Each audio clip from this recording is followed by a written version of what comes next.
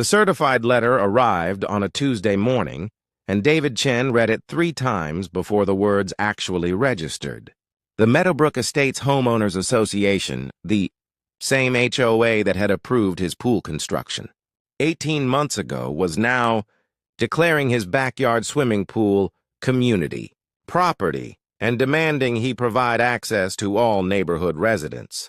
David, a 42-year-old civil engineer who'd spent $85,000 of his savings building that pool, stood in his kitchen with his coffee going cold, watching through the window as HOA President Linda Whitmore stood at his fence with a camera, documenting her new neighborhood amenity. 6 months of increasingly absurd HOA demands had led to this moment. 6 months of watching his property rights erode while his neighbors applauded every new violation. But Linda Whitmore had finally crossed a line she couldn't uncross. Because what the HOA didn't know was that David Chen didn't just design municipal buildings for a living, he designed them to code. And he knew exactly which codes the HOA itself was violating. Before we dive into how David turned a swimming pool into the HOA's worst nightmare, if you love stories where entitled boards finally meet someone who actually read the fine print, hit that like button and subscribe. Trust me, you'll want to see how this ends. This is a story in 3 parts. The violation that turned a dream home into a battlefield, the confrontation where engineering precision met bureaucratic overreach, and the resolution where one man's pool became a crater that changed everything. The first part takes you inside 6 months of psychological warfare. Watch as David Chen's peaceful suburban life transforms into a daily battle with an HOA president who discovered that power, once tasted, becomes addictive. You'll feel every ignored email, every arbitrary fine, every moment when asking nicely stopped working. This isn't just about a pool. It's about the exact moment when a reasonable man realizes that playing by their rules means losing everything and decides to write new rules entirely. The second part is where the trap snaps shut. Picture the moment when an HOA board, drunk on their own authority, walks into a special meeting expecting another easy victory, and instead finds themselves facing an engineer who spent 2 months documenting every code violation, every procedural error, every illegal demand they've made.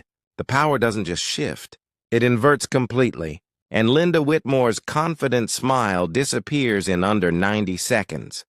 The third part delivers justice with the roar of heavy machinery. Because when you declare war on someone's property, you'd better make sure they can't just remove the property entirely. What unfolds is part legal masterpiece, part neighborhood spectacle, and entirely satisfying. The pool becomes a pit. The pit becomes a problem. And the problem becomes a lesson that Meadowbrook Estates will never forget. Here's exactly how it happened. David Chen had bought the house on Maple Ridge Court 3 years ago, right after his divorce was finalized and his daughter Maya started middle school. The backyard was the selling point. 1/3 of an acre with mature oak trees and enough space for the pool he'd been dreaming about since childhood summers spent at his grandmother's house in Sacramento. He was a senior civil engineer for the county, the kind of guy who read building codes for fun and actually enjoyed permit processes. When he'd submitted his pool construction plans to both the county and the Meadowbrook Estates HOA, he'd done everything perfectly. Stamped architectural drawings, licensed contractors, proper setbacks, drainage plans that exceeded requirements. The HOA board had approved it unanimously in March, and by August, he had a beautiful 20 by 40-foot saltwater pool with a hot tub attachment and LED lighting that turned the water Caribbean blue at night. The problem started small, the way cancer starts with a single cell. In January, Linda Whitmore became HOA president after running on a platform of increasing property values. Through community standards, she was a 58-year-old former pharmaceutical sales rep who'd taken early retirement and apparently decided that managing other people's properties was her new calling. Her first act was sending violation notices to 17 homes for infractions ranging from mailbox color inconsistency to unapproved garden gnomes. David's first notice came in February. His pool fence was visually incompatible with neighborhood aesthetics. Never mind that it was the exact fence shown in his approved plans. Never mind that it met every safety code. Linda wanted a different style, and she wanted David to pay $4,000 to replace it. David had responded with a polite email referencing his approved plans and declined. 2 weeks later, his monthly HOA fee doubled, classified as a premium amenity surcharge. Then came March, and everything accelerated. David returned from a weekend trip with Maya to find a notice zip-tied to his gate. Pool inspection required. HOA access needed.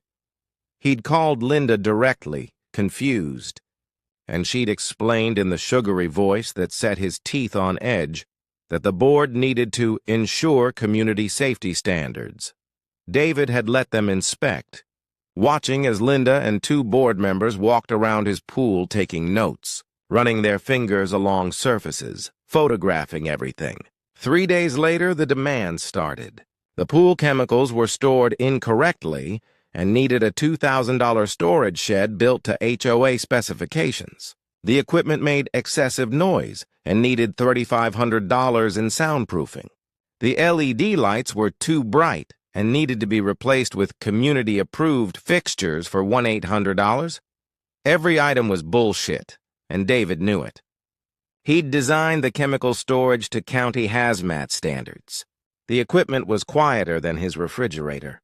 The lights were on timers that shut off at 10 p.m., but each refusal brought a new fine, a new demand, a new letter threatening liens against his property. April was when David realized this wasn't about codes or safety or property values. He'd come home from work on a Thursday to find Linda standing in his backyard. She'd used her emergency HOA access rights to let herself through his side gate with her teenage grandson and 3 of his friends. They were in his pool. Linda had smiled and waved like she was doing him a favor. "Just cooling off on this hot day. You don't mind, do you? After all, you built such a wonderful community amenity." David had minded very much. He'd asked them to leave, his voice tight with controlled fury, and Linda's smile had frozen into something uglier. "We have a right to inspect community property anytime we need to," she'd said. "Maybe if you were more cooperative with the board, we wouldn't need to exercise those rights so often." The police were sympathetic, but useless. The officer who responded to David's trespassing complaint had shrugged and said HOA disputes were civil matters. David should hire a lawyer. David had called 3 lawyers. The consultations alone cost $1,200, and each one had said the same thing. Fighting an HOA in court would cost $15,000 minimum.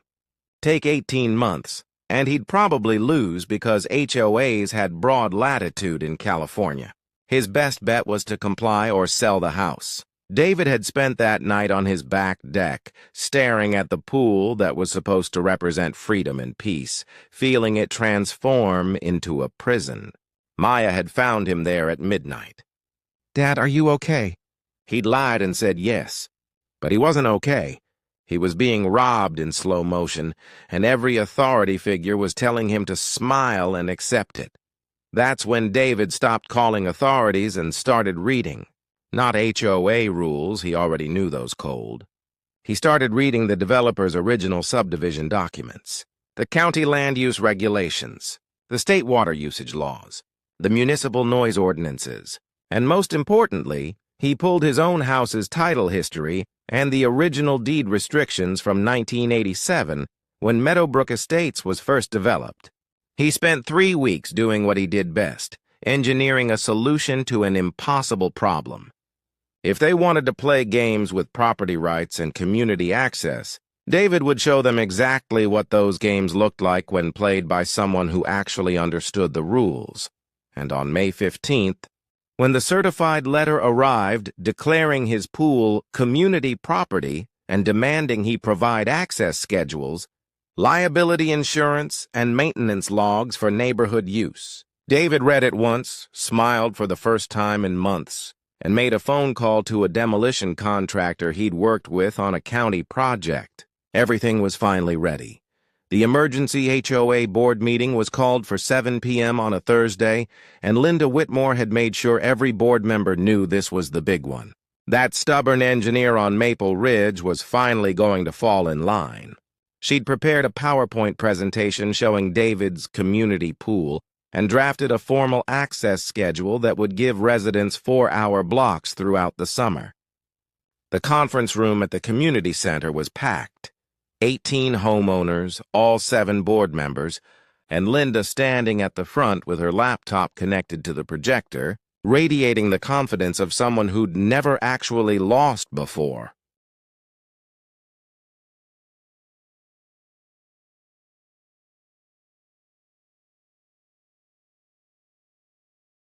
David Chen walked in at 7:02 p.m. carrying a leather portfolio and a calm expression that made Linda's smile falter slightly.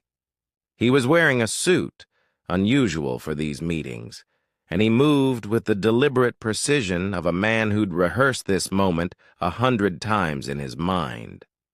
He took a seat in the front row, set his portfolio on his lap, and simply waited.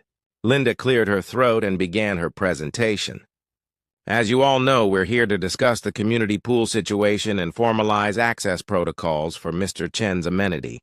After careful review of our governing documents and consultation with our HOA attorney, we've determined that pools of this size and quality constitute community assets that should be shared among all residents who pay into our collective property. Values. She clicked through slides showing David's pool from multiple angles, diagrams of proposed access schedules, even a budget breakdown showing how David's pool increased everyone's property values by an estimated 3%. Mr. Chen has been resistant to sharing this resource, which goes against the spirit of community cooperation that makes Meadowbrook Estates special.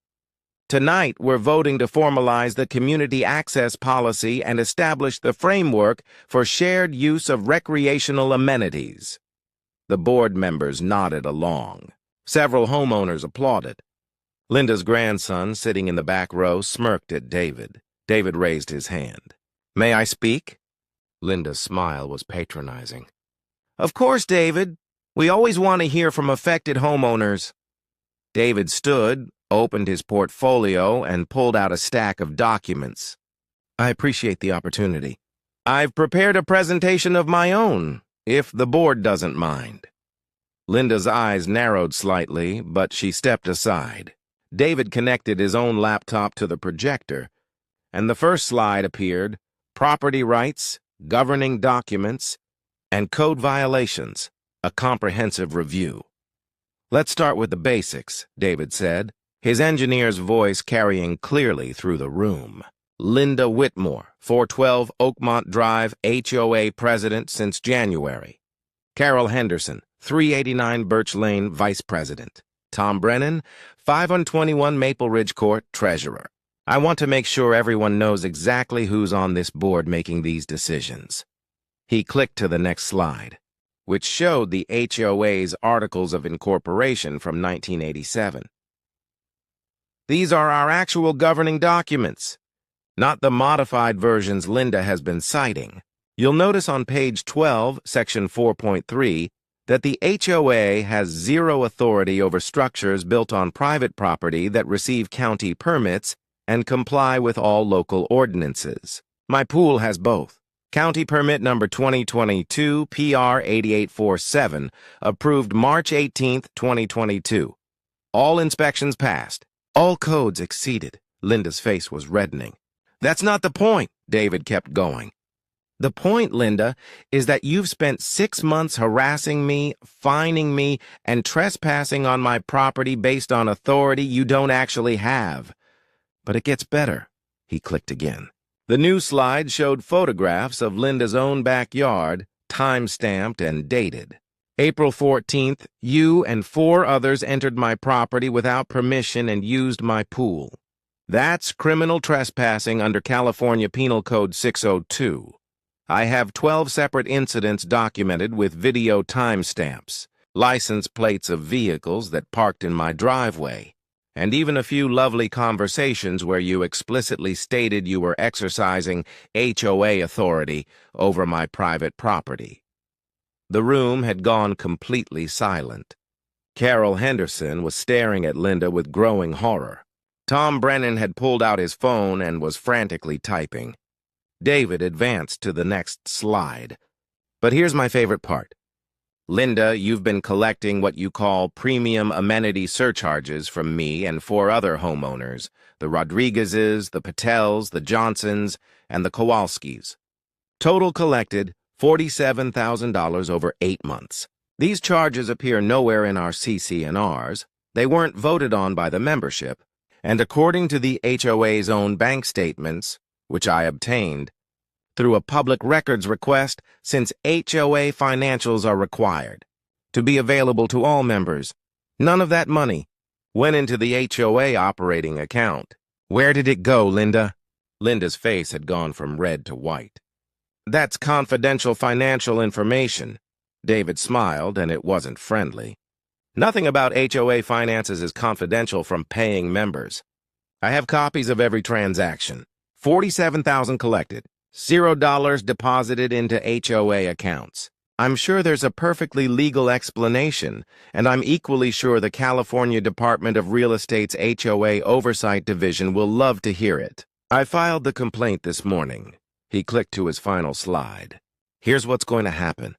First, every fine you've levied against me since January is hereby disputed and will be reversed, or I file a lawsuit for harassment and abuse of process. Second, you will resign from the HOA board effective immediately, all of you who voted for this community pool nonsense. Third, you will issue a formal apology to me in writing, distributed to every homeowner, explaining that you overstepped your authority. And fourth, this is the important one, you will never ever set foot on my property again. Linda found her voice shaking with rage. You can't force us to resign. The membership elects the board. David nodded. You're absolutely right. So let's let them decide. He turned to face the 18 homeowners sitting in stunned silence. Show of hands. How many of you knew Linda was collecting unauthorized fees? How many of you knew she was trespassing on my property? How many of you actually want the liability of opening private pools to community use? Liability that would come back on every homeowner when someone drowns or gets injured. Not a single hand went up. Tom Brennan stood abruptly. I didn't know about the fees. Linda, what the hell is he talking about? Carol Henderson was already gathering her things. I'm resigning. I want no part of this. David watched as the board imploded in real time, members turning on each other, homeowners demanding explanations, Linda Whitmore standing at the front of the room looking like her world was crumbling, because it was. David packed up his laptop, tucked his portfolio under his arm, and headed for the door. As he passed Linda, he stopped and spoke quietly, just loud enough for her to hear. You made my life hell for 6 months. Because you couldn't stand that I had something you didn't. You taught me a valuable lesson about power and people. Thank you for that. He walked out into the parking lot, got in his car, and drove home. The emergency board meeting continued without him, dissolving into chaos. But David Chen wasn't watching anymore. He had a phone call to make to that demolition contractor. Because while the HOA might have learned their lesson, David had learned his too. Never give bullies a second chance to take what's yours. The excavator arrived on Saturday morning at 7 a.m., rolling down Maple Ridge Court on a flatbed trailer that made every window in the neighborhood rattle. David had pulled the county demolition permit on Tuesday, same day as the board meeting, and had it approved by Thursday. Turns out, removing structures from your own property is remarkably easy when you actually own that property and follow proper procedures.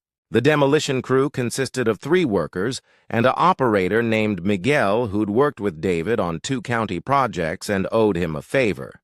They had the excavator unloaded and positioned in David's backyard by 7:30 a.m.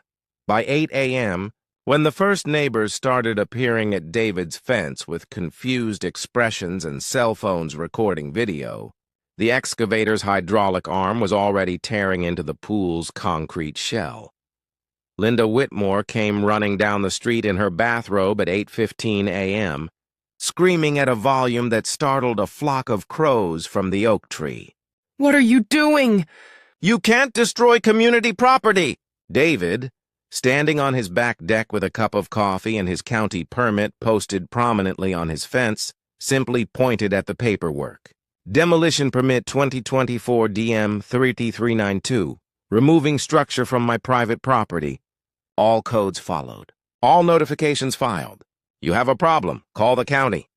Linda's face cycled through 6 different shades of purple. "I'll sue you. The HOA will sue you for this." David took a sip of his coffee. "The HOA has no standing to sue since you resigned Wednesday night.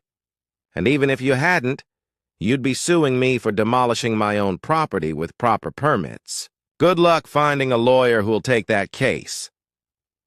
The excavator's claw ripped another chunk of concrete free, and the sound of breaking stone echoed through the neighborhood. More people appeared. Tom Brennan, the former treasurer, walked up to David's fence and just stared at the destruction with something like awe on his face. "You're really doing it? You're really filling in an $85,000 pool?" David nodded. "Every single inch. Miguel's crew is excellent. They'll have it filled and graded by Tuesday.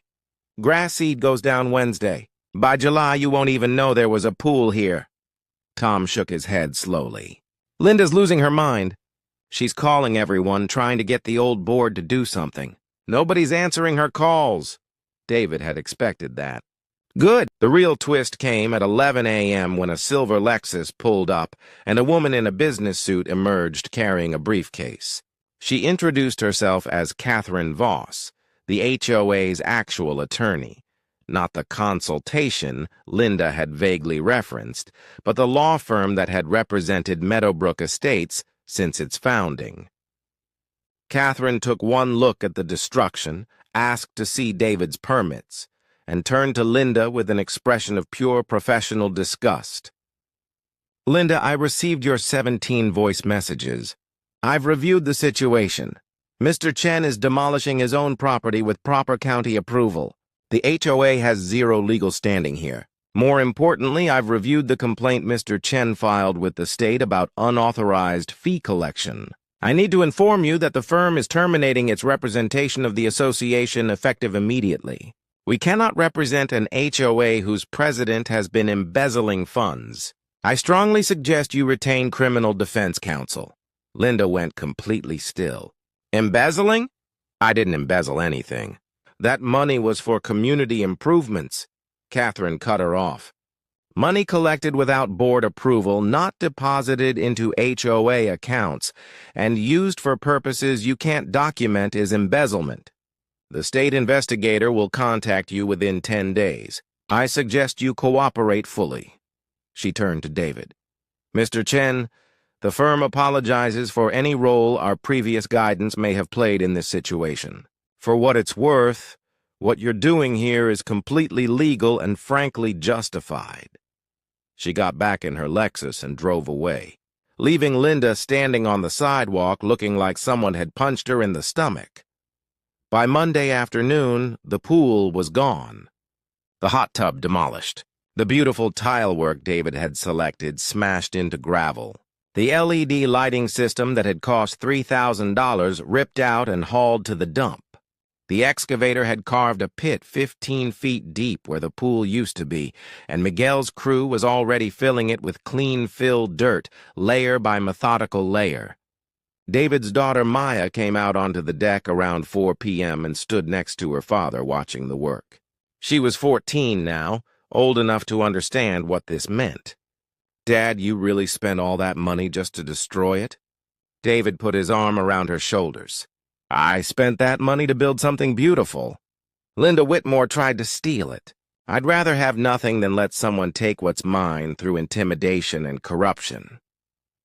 The neighborhood grapevine worked overtime that week.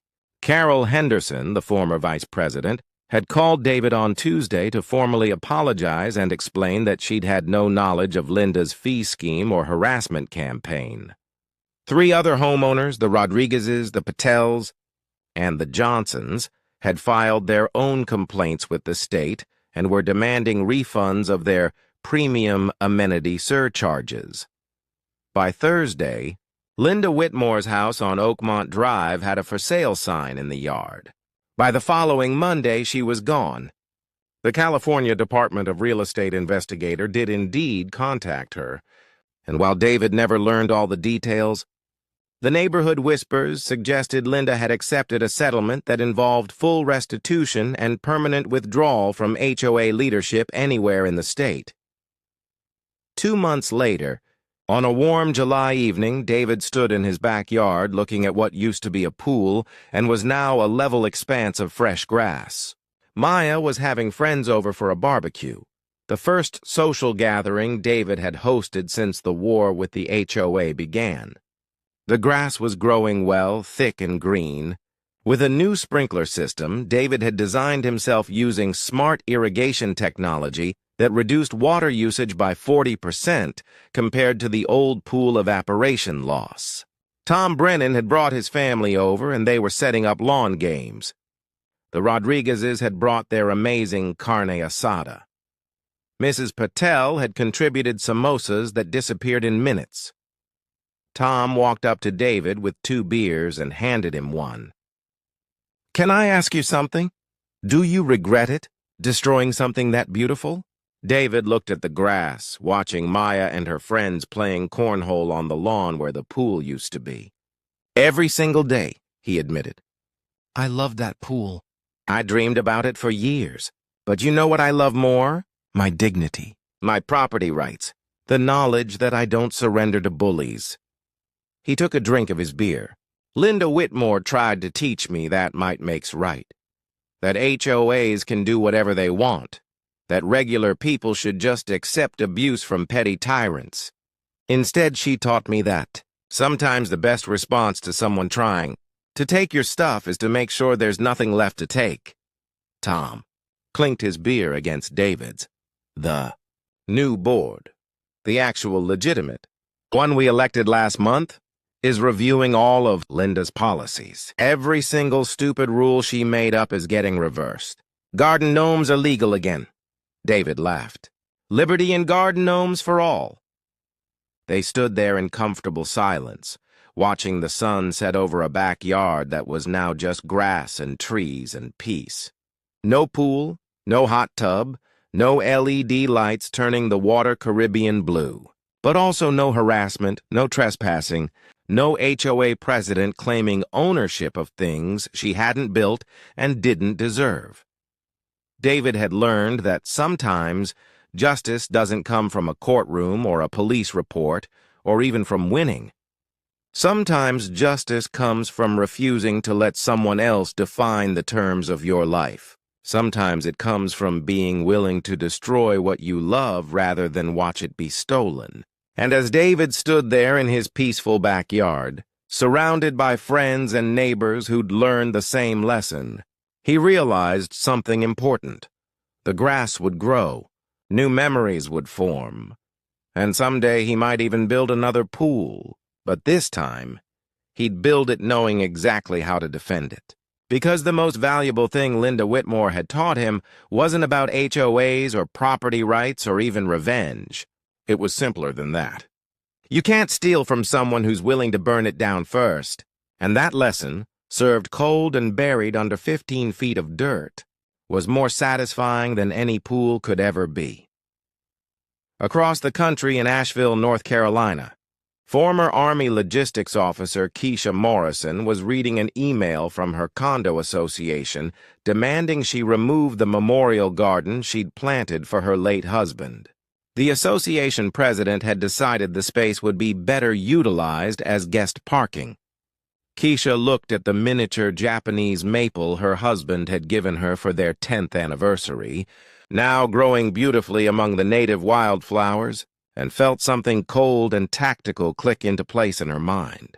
She'd spent 20 years moving supplies through active combat zones. She knew a thing or two about denying assets to the enemy. The association president thought this was about parking spaces. He was about to learn it was about what happens when you threaten the memorial of a woman who once rerouted an entire convoy through hostile territory.